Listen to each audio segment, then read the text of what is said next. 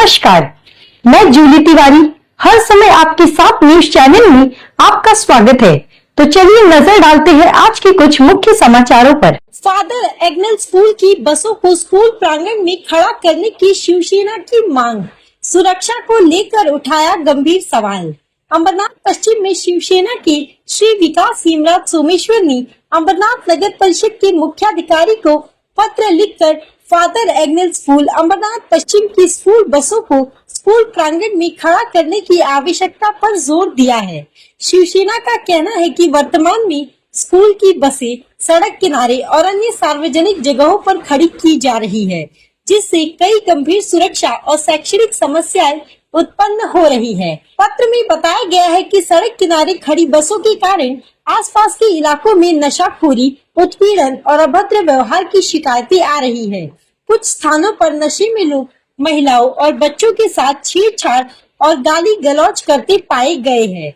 शिवसेना ने चेतावनी दी है कि यदि इस स्थिति में कोई गंभीर घटना जैसे बलात्कार या अन्य हिंसा होती है तो जिम्मेदारी किसकी होगी। शिवसेना ने नगर प्रशासन से अनुरोध किया है कि स्कूल बसों को स्कूल प्रांगण या मैदान में खड़ा करने की अनुमति दी जाए, ताकि छात्रों की सुरक्षा सुनिश्चित हो और नागरिकों को भी न्याय और सुरक्षा मिल सके।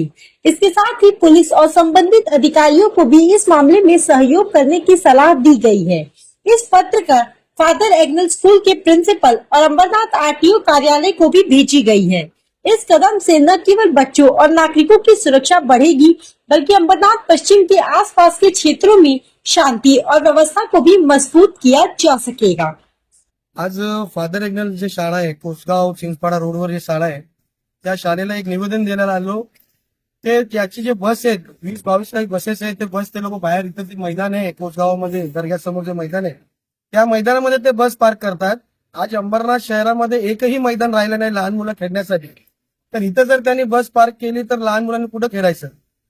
जर इथून त्याला आपण बोललो की इथं नको लावतो, ते लोक जाऊन ते शंकर हाईटला लावतात किंवा ते चिंचपाडा खदानावर रोडवर ते बस लावतात।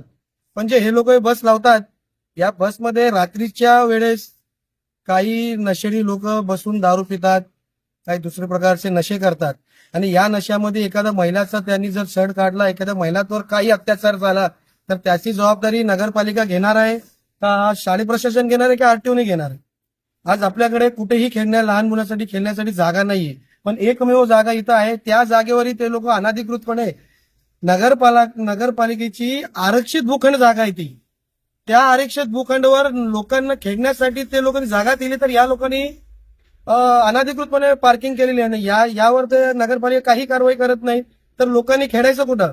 दुसरी महत्वाची गोष्ट, ही शाळा अंबरनाथ मध्ये आहे, पाणी अंबरनाथचं आहे, हवा अंबरनाथची आहे, सगळं अंबरनाथचं असून सुद्धाही इथं जे ऍडमिशन भेटतात ते उल्हासनगर लोकांना 60% ऍडमिशन भेटतात। बाकीचे राहिलेले 10% त्यांचं काही असतात, त्यांचं लोकांचं 10% ऍडमिशन, 30% लोकांना अंबरनाथ ऍडमिशन देतात। दुसरी गोष्ट, आज या शाळेमध्ये जे सिक्युरिटी गार्डचं जे टेंडर आहे तो टेंडर देखील ठाणेवाल्याला दिलंय, बसवाल्याचं टेंडर आहे तोही देखील ठाणेवाल्याला दिलंय। इव्हन जे साफसफाई कर्मचारी लोक आहेत ते टेंडर मुंबईवाल्याला दिलंय। म्हणजे सगळं काही यंत्रणा मुंबईवरून चालतंय, तर आम्ही स्थानिक लोकांनी जायचं कुठं। स्थानिक लोकांकडे बस नाही का, स्थानिक लोक साफसफाईवाले नाही का, स्थानिक लोकांकडे सिक्युरिटी गार्ड नाही का, सगळं काय आहे। तर हा जो अंबरनाथवर जे शाळा अत्याचार करते तो कुठेतरी थांबायला पाहिजे। येणाऱ्या 8 दिवसात जर ते बस त्या लोकांनी आतमध्ये त्यांच्या पटांगणात खूप मोठी जागा आहे वॉल कंपाऊंड मध्ये, जर त्या लोकांनी बस आतमध्ये लावली नाही नगरपालिकाने आरटीओने त्याच्यावर कारवाई केली नाही तर मात्र बसवर काय परिणाम होईल ते येणाऱ्या 8 दिवसामध्ये मी तुम्हाला दाखवून देईन। तो आज के लिए बस इतना ही। कल फिर मिलेंगे इसी समय इसी चैनल पर। तब तक के लिए मुझे दीजिए इजाजत। धन्यवाद।